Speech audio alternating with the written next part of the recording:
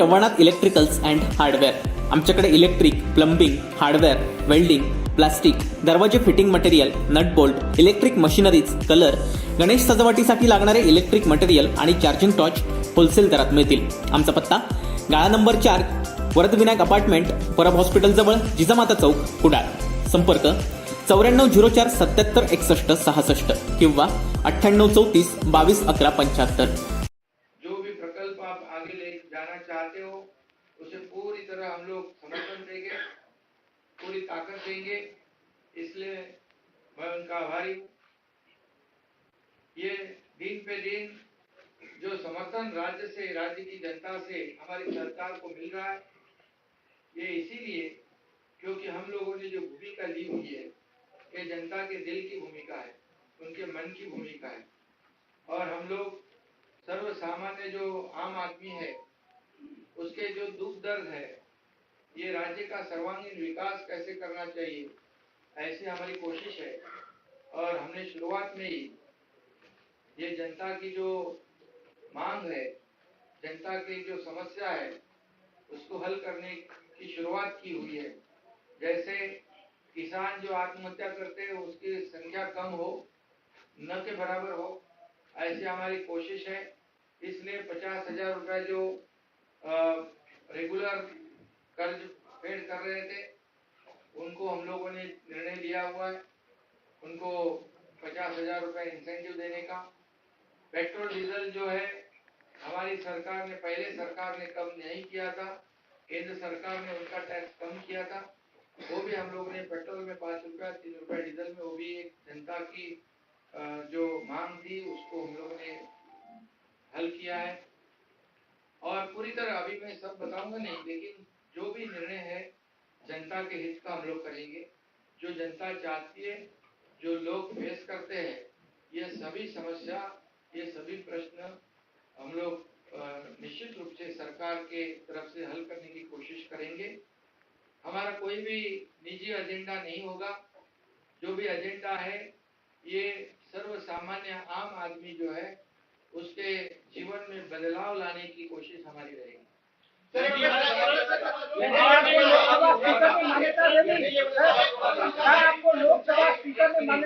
सबसे पहले आज मैं यहाँ दिल्ली में आया हूँ इसीलिए कि हमारी कल ओबीसी रिजर्वेशन की एक केस है. वो जो सभी वकील जो है, एडवोकेट जो है, सीनियर काउंसिल है, उनके साथ भी हमारी बैठक है. और खास करके ये 12 जो सांसद बैठे हुए हैं, ये सांसद जो लोग हैं, ये हमारे यहाँ पर शेवाड़े जी है, वो गठनेता बन गए हैं, उनका भी स्वागत मुझे करना था. भावना कही तो हमारी चीफ व्हिप है, उनका भी स्वागत करना था. और सभी 12 लोगों का स्वागत करना था मुझे, इसलिए भी मैं यहाँ आया हूँ. अभी ये 12 सांसद जो है उन्होंने भी हमारे बाला साहब ठाकरे जी की जो विचार वाली जो भूमिका है उसे स्वीकार किया है, उसको समर्थन दिया है, ताकि वो जानते हैं कि महाराष्ट्र में जो विधायक लोगों ने जो भूमिका ली हुई है वो लोगों के हित की है और राज्य के विकास की है. इसलिए मैं ये 12 सांसद जो है उनको भी धन्यवाद देना चाहता हूँ.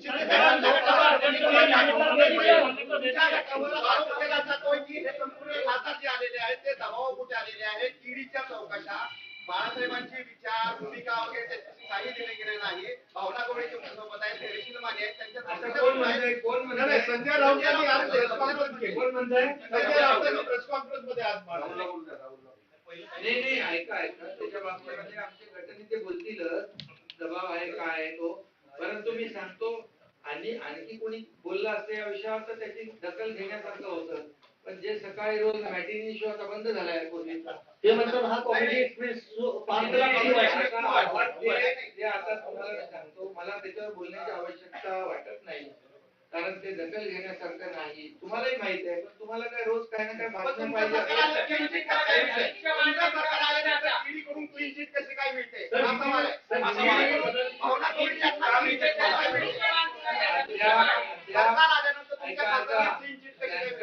जे होतं ते कोर्टात आहे.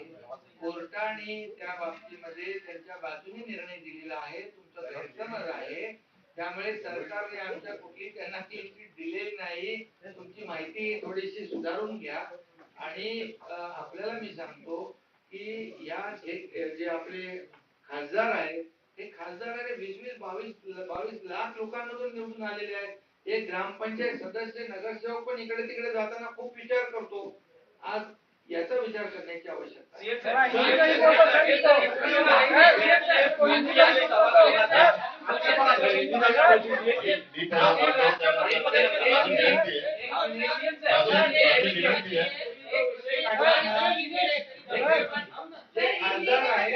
खासदार जे आहेत ते दबावापोटी आले त्याच्या बाबतीमध्ये आमचे घटनेते राहुल बोलतील.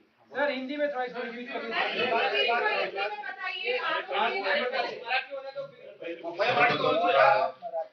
वंदनीय हिंदू हृदय सम्राट शिवसेना प्रमुखांना वंदन करतो.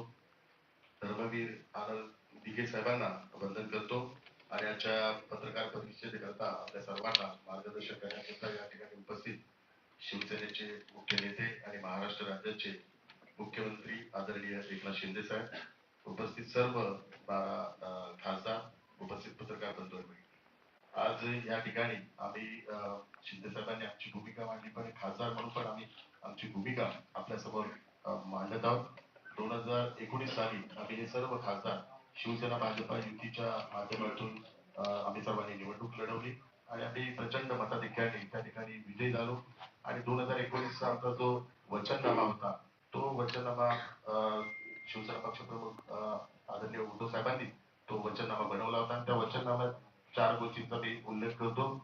वचननाम्यात पहिली गोष्ट होती देशाच्या संरक्षण आणि राष्ट्रीय सुरक्षेला प्राधान्य, शेतकरी कामगार व सर्वसामान्य जनतेच्या हितासाठी शिवसेना भाजप पक्ष एकत्रित राहील, हिंदुत्वाचे रक्षण व राम मंदिराच्या उभारणीसाठी भाजप सोबत युतीचा निर्णय.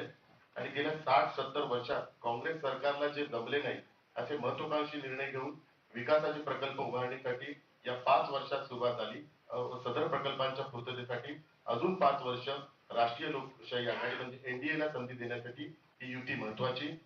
भ्रष्टाचाराला आळा, सर्वसामान्य जनतेच्या हितासाठी नवनवीन योजना, महिला व युवा वर्गांसाठी रोजगार, स्वयंरोजगाराचे प्रकल्प उभारण्याची दूरदृष्टी व सक्षम विचार करून निर्णय घेणाऱ्या पंतप्रधान श्री नरेंद्र मोदी यांना पुन्हा एकदा संधी मिळायलाच हवी, म्हणून शिवसेना भाजपा युती महत्वाची.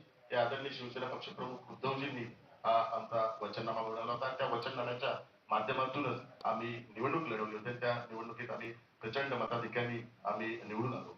परंतु दुर्दैवाने नंतर महाविकास आघाडी झाली आणि त्या महाविकास आघाडीत जो कॉमन मिनिमम प्रोग्राम बनवण्यात आला, त्या कॉमन मिनिमम प्रोग्राम मध्ये या वचननाम्यातल्या एकाही गोष्टीचा त्यामध्ये उल्लेख नाही. आपल्या सर्वांना माहिती आहे, गेल्या आठवड्यात आदरणीय नेते शरद पवार साहेबांनी स्वतः उल्लेख केला.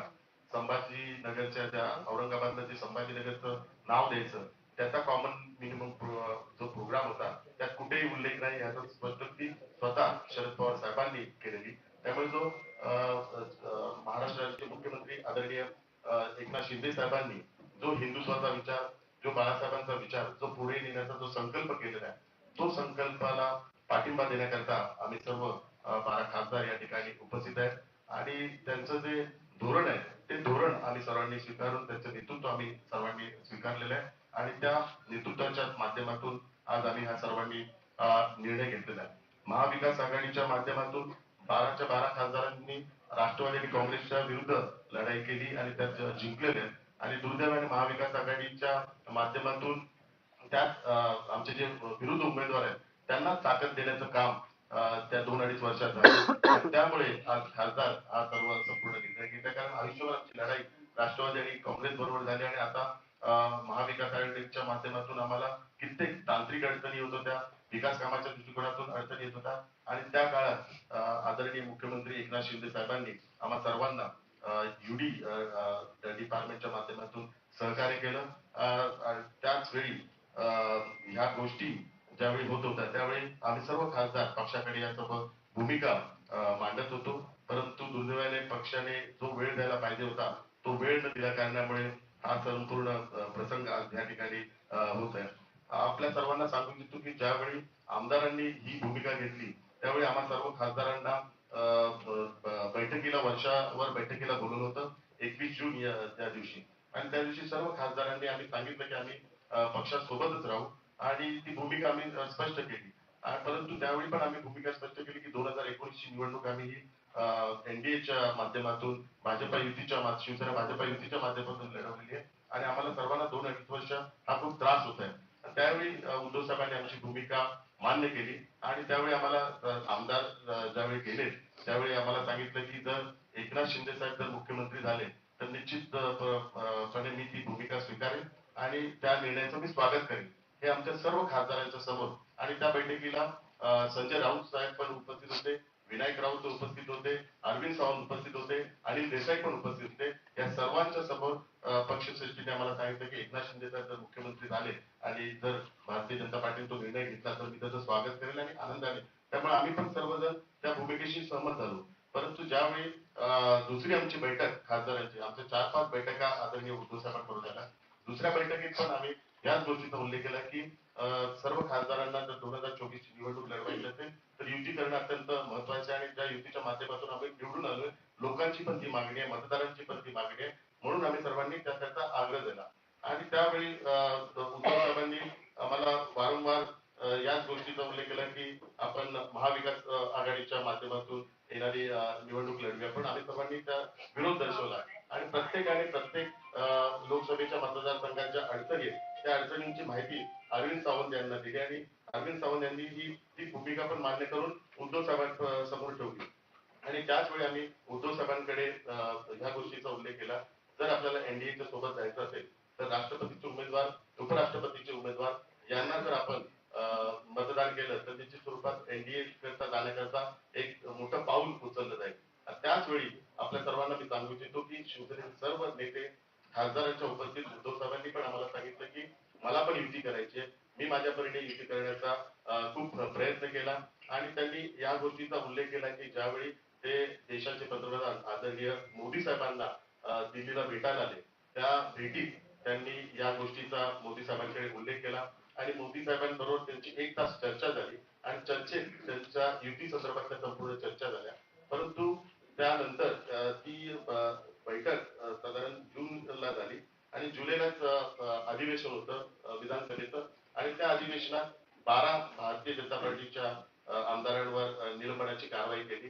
त्यामुळे भाजपाच्या पण वरिष्ठ नेतृत्वांना वाटलं की एकीकडे आपल्याकडे युतीचं बोलणं होतं आणि दुसरीकडे 12 आमदारांवर कारवाई होते.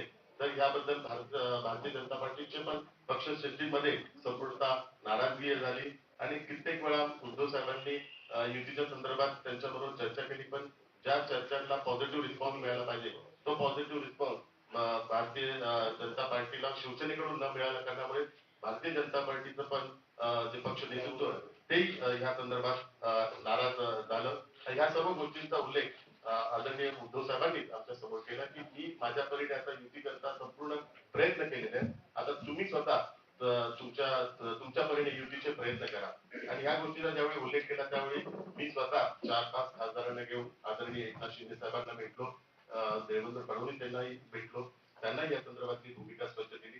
परंतु वारंवार युतीच्या चर्चा करून जे कमिटमेंट आहे म्हणजे ज्या गोष्टींची पूर्तता करायला पाहिजे ती पूर्तता न केल्यामुळे भारतीय जनता पार्टीचे पण पक्षश्रेष्ठी त्या संदर्भात नाराज होते. आमच्या 4-5 बैठका झाल्या. शेवटच्या बैठकीत पण आम्ही या गोष्टीचा उल्लेख केला की आपण युती करायला पाहिजे आणि साहेबांचं नेहमी आम्हाला रिस्पॉन्स होता की मी युती करायला तयार आहे परंतु मला सहकार्य मिळत नाही. आम्ही पण सर्वजण त्याचा प्रयत्न करत होतो. परंतु हे एका ठिकाणी चालत असताना आमच्याशी या गोष्टींचं बोलणं चालत असताना खासदारांशी दुसरीकडे संजय राऊत साहेबांच्या माध्यमातून महाविकास आघाडीच्या वरिष्ठ नेत्यांच्या बैठका, उपराष्ट्रपतीच्या जो उमेदवार आहे त्याला पाठिंबा घोषित करणं मुळे आम्हाला सर्वांच्या मनात एक शंका निर्माण झाली की एकीकडे आमच्याकडे युतीच्या चर्चा होत आहेत. आम्हाला सांगत आहे की मी आता स्वतः युतीच्या संदर्भात थकलेला तर तुम्ही तुमच्या परीने प्रयत्न करा आणि आम्ही सर्वांनी युतीचे प्रयत्न चालू असताना उपराष्ट्रपती पदाकरता मार्गरेट अल्वा यांना जो पाठिंबा घोषित केला त्यामध्ये संपूर्ण खासदारांमध्ये नाराजी झाली. कारण राष्ट्रपती पदाकरता श्रीमती द्रौपदी मुर्मू यांना पाठिंबा द्यावा याकरता मी स्वतः पत्र दिलं. पण ती पत्र द्यायची वेळ का आली कारण 2 बैठका त्यापूर्वी आमच्या झाल्या होत्या. त्या 2 बैठका आम्ही आदरणीय उद्धव साहेबांना सांगितलं होतं की राष्ट्रपती आणि उपराष्ट्रपती पदाच्या उमेदवाराला एनडीएच्या माध्यमातून आपण सहकार्य करावं. तर ती भूमिका आमची त्यांनी मान्य केली नाही आणि मार्गदर्शक कारभार ज्या महाराष्ट्र राज्याच्या प्रभारी होत्या 4 वर्ष, त्या प्रभारी असताना महाराष्ट्र राज्याचा जो काँग्रेसचा कालावधी आहे त्यामध्ये शिवसेनेवर पण खूप अन्याय झालेला आहे. अशा उमेदवाराला सहकार्य करणं आम्हाला सर्वांना उचित वाटलं नाही, म्हणून आम्ही त्या संदर्भात पण आमची विरोधी भूमिका स्पष्ट केली. त्यामुळे आमच्या खासदारांची आता हीच भूमिका झाली की वेळोवेळी आम्ही उद्धव साहेबांकडे एनडीए मध्ये जाण्याकरता शिवसेना भाजपा युती करता विनंती करत राहिलो, परंतु साहेबांच्या माध्यमातून आम्हाला जो पॉझिटिव्ह रिस्पॉन्स आहे तो मिळाला करण्यामुळे आणि दुसरीकडे संजय राऊतांच्या माध्यमातून महाविकास आघाडीच्या नेत्यांच्या बैठका आणि महाविकास आघाडीचा जो कार्यक्रम आहे तो राबवण्याचा प्रयत्न चालू होता. त्यामुळे आम्ही सर्वांनी आज हा विचार या ठिकाणी घेतलेला आहे की आदरणीय शिंदे साहेबांच्या नेतृत्वाखाली जो त्यांनी जो विचार केलेला आहे की वंदनीय शिवसेना प्रमुखांचे विचार पूर्ण न्यायचे, नेतृत्वाचे विचार न्यायचे, महाराष्ट्राच्या विकासाकरता जो त्यांनी तो निर्णय घेतला त्या निर्णयाला आम्ही पाठिंबा देण्याकरता या ठिकाणी उपस्थित बाकीचे खासदार आमचे प्रतापराव या संदर्भातली त्यांची पण भूमिका स्पष्ट करतील. पण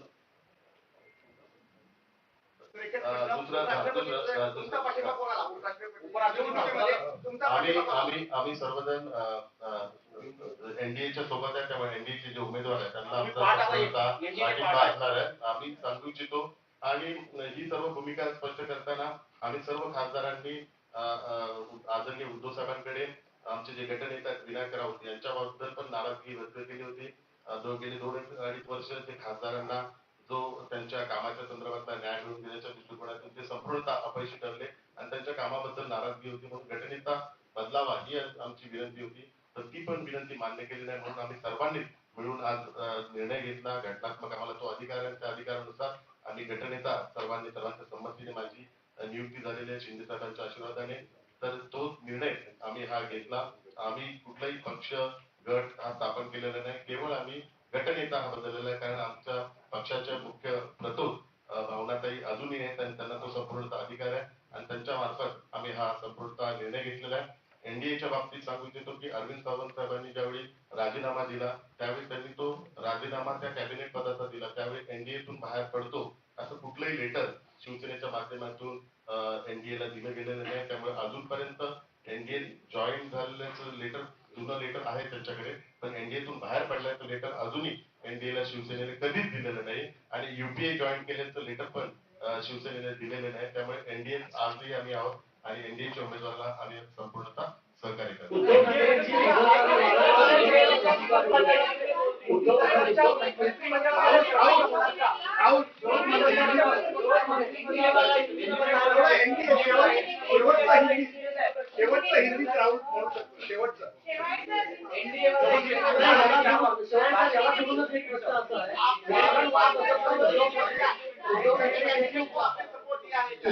उद्धव ठाकरे यांची आप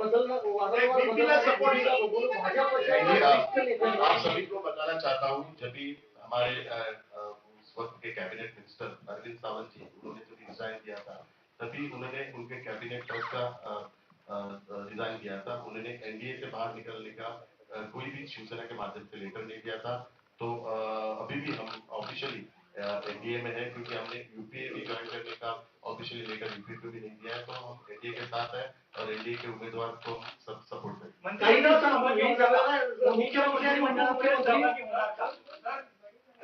पुढे आहे ना पण 2 मंत्री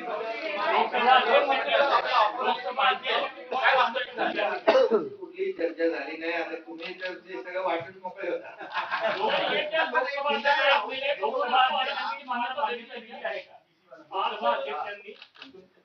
ते रितसर आहे, त्याच्यामुळे त्यांना मान्यता. सर काही दिवसांपूर्वी जेव्हा तुम्ही मुख्यमंत्री दिल्लीत आला होता त्यावेळेला शेवटचा प्रयत्न केला गेला होता युतीसाठीचा आणि तेव्हा भाजपनं नकार दिला ही गोष्ट खरी आहे का? आपको मैं बताना चाहता हूँ, हमने कौन सा नया ग्रुप बनाया है. ये हम शिवसेना ही पार्टी है और शिवसेना पार्टी के जो सांसद है उनको अधिकार है कि अपना गठनेता बदलने का, चेंज करने का. तो उस अनुसार हम लोग सभी ने निर्णय लिया कि गठनेता चेंज होना चाहिए. हमारे जो व्हीप है भावनाताई, उनको पूरा अधिकार है. वो लीगल जो प्रोसेस है लीगल प्रोसेस हमने पूरी कंप्लीट की है. हम शिवसेना पार्टी है, शिवसेना पार्टी का सिर्फ गठनेता चेंज करने की प्रोसेस की है. Has the speaker accepted? Yes, sir. he has recognized you as he has created an official letter to you. Shivaji साहेब ज्यावेळेला मुख्यमंत्री उपमुख्यमंत्री काही दिवसांपूर्वी दिल्लीत आले होते, त्यावेळेला शेवटचा प्रयत्न झाला होता युतीचा, जी बैठक झाली होती रात्री आणि त्यात नकाराला भाजपकडून ही गोष्ट करेल. नाही या सर्व गोष्टींचा मी उल्लेख करतो की आमच्या खासदारांच्या बैठकीत स्वतः शिवसेना पक्षप्रमुख उद्धव साहेबांनी त्या गोष्टीचा उल्लेख केला की त्यांनी युतीच्या संदर्भातल्या त्या चर्चा केल्या होत्या, परंतु युती करण्याकरता नंतर ते जूनला त्या चर्चा झाल्या आणि जुलैला 12 भाजपाच्या आमदारांवर कारवाई झाल्यामुळे भाजपचे पक्षश्रेष्ठी पण नाराज झाले. त्यामुळे युतीचा शेवटचा प्रयत्न कधी केला गेला? शेवटचा पहिला त्यांचा आमच्या बैठकीत सांगितलं की अजूनही माझा प्रयत्न चालू आहे, परंतु आता तुम्ही पण तुमच्या परीने प्रयत्न करा, म्हणून आम्ही पण आमच्या परीने प्रयत्न केला आणि आज आम्ही जो निर्णय घेतलेला आहे तो त्यांनी ज्या बैठकीत सांगितलं की तुम्ही तुमच्या पर्यायाने जे निर्णय घ्या, योग्य आहे ते योग्य करा आणि तुमचे सोर्स वापरून तुम्ही पण निर्णय घ्या. I want one clarification, Mr. Chief Minister. Common minimum. Sir, I just want one clarification.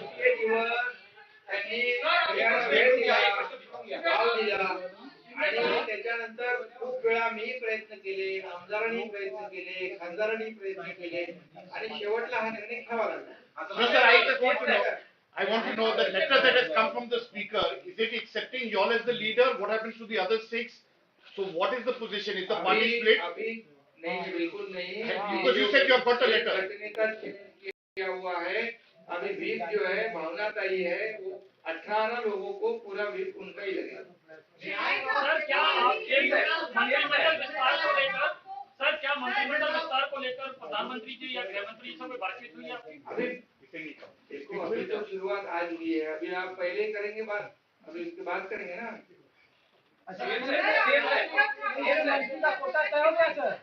आपने अभी जस्ट वो पूरा आपका डिसीजन और मेकिंग क्यों हुआ वो बताया था मराठी में, हिंदी में बताइए. उद्धव ठाकरे इन्होंने आपको बताया था कि आप अपने लेवल पे जो यूपी है उसको फिर से मेंटेन करें, वो जो बता रहे थे हिंदी में बताइए. नहीं, हमारी शिवसेना पक्ष प्रमुख आदरणीय उद्धव साहब के साथ सभी मेंबर ऑफ पार्लियामेंट की बैठक 4 या 5 बार हुई और उसी वक्त हमने सभी के इंडिविजुअल कॉन्स्टिट्यूंसी के बारे में एनसीपी के रिलेटेड इश्यूज रेज किए थे और उनको बताया था कि 2014 में अगर इलेक्शन कंटेस्ट करना है तो शिवसेना भारतीय जनता पार्टी की युति होनी महत्वपूर्ण है, क्योंकि एनसीपी के कैंडिडेट के अगेंस्ट ही हम लोग सब जीते हुए और महाविकास आघाड़ी के माध्यम से जो एनसीपी के लीडर है उन्होंने हमारे जो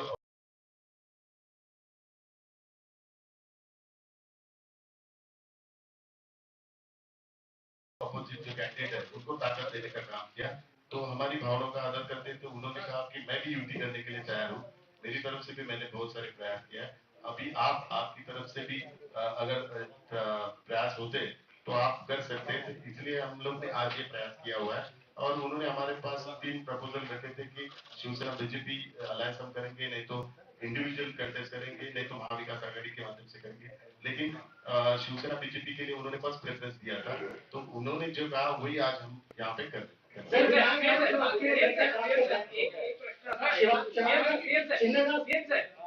विनायक राउत ने कहा है कि अगर लीडर को बदला जाता है लोकसभा में तो वो कोर्ट जाएंगे. आपने गुट अलग बना लिया लेकिन आप पार्टी का नेता नहीं बदल सकते.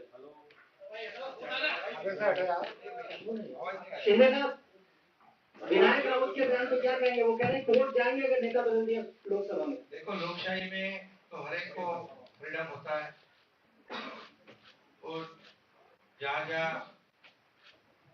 गुजारिश कर सकते हैं और उनको वो अधिकार है. सीएम साहेब विधिमंडळामध्ये शिवसेनेचे नेते आपण आहात, गटनेते आणि महाराष्ट्राचे मुख्यमंत्री आहात, दोन्ही बदललेले आहेत. राहुल शेवाळे लोकसभेमध्ये आता गटनेते आहेत, पण पक्ष संघटनेचे प्रमुख नेते कोण आहेत? उद्धव ठाकरे हे पक्ष संघटनेचे प्रमुख नेते आहेत का? तुम्ही त्यांना पक्ष मानता का? बघा, त्याच्यामध्ये आम्ही बाळासाहेबांच्या हिंदुत्वाची भूमिका घेऊन सरकार बनवलेलं आहे. विधानसभेमध्ये शिवसेना लेजिस्लेटिव्ह पार्टी म्हणून आम्हाला रेकग्नाइज केलेला आहे. आता लोकसभेमध्ये देखील शिवसेना पार्लिमेंट पार्टी म्हणून त्यांना रेकग्नाइज आता स्पीकरने केलेलं आहे. त्यामुळे आता पुढे तुम्हाला जसं जसं आम्ही पुढे जाऊ तसं कळत नाही. मात्र संघटना म्हणून कोण प्रमुख आहे? आम्ही शिवसेना म्हणूनच आम्ही आहोत ना. पक्षप्रमुख कोण? सरकार देखील शिवसेना म्हणून आपण महाराष्ट्रामध्ये स्थापन केलेलं आहे, शिवसेना भाजपचं. आणि एनडीएचं जसं राहुल शेवाळेंनी सांगितलं, आम्ही पूर्वी देखील एनडीएचे घटक होतो आणि आजही एनडीएचे घटक आहोत. त्यामुळे हे तर जे काय आहे, आम्ही जे केलेलं आहे. सर, पक्षप्रमुख कर तुम्ही उद्धव ठाकरेला पक्षप्रमुख मानतात का? प्रमुख कोण आहे? एकनाथ शिंदे पक्षप्रमुख झालाय का? एकनाथ शिंदे मुख्यमंत्री महाराष्ट्राचा झालेला आहे, त्या सभा गटाचा नेता आहे. त्यामुळे आपल्याला एवढं थोडं काही करू नका. पण तुमच्या कार्यकारिणीवर त्यांचा विश्वास नाही, ते मान्य नाही करणार. तुमची कार्यकारिणी कुणाला विश्वास किंवा शेवटी लोकशाहीमध्ये कायदा असतो, घटना असते, नियम असतात, त्याच्या बाहेर जाता येत नाही. तुम्ही उद्धव ठाकरेला पक्षप्रमुख मानतात का? कुठलंही नियम बाह्य काम आम्ही केलेलं नाही, आम्ही करणार नाही. न्याय व्यवस्थेवर आमचा पूर्ण विश्वास आहे आणि लोकशाहीमध्ये मेजॉरिटीला, नंबर्सला महत्व आहे. Is there any chance of a patch up with Mr. Thackeray? Is there any chance of a patch up with Mr. Uddhav Thackeray? अभी देखिए, अभी हम लोग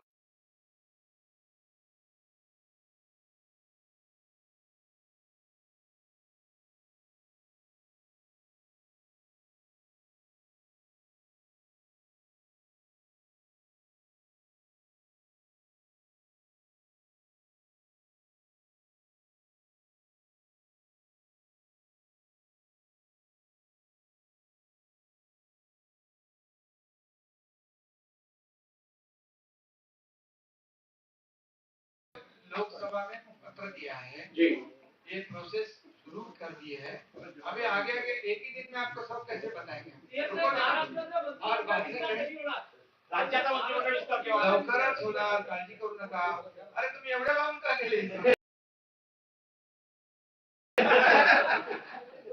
ठीक है, धन्यवाद, शुक्रिया.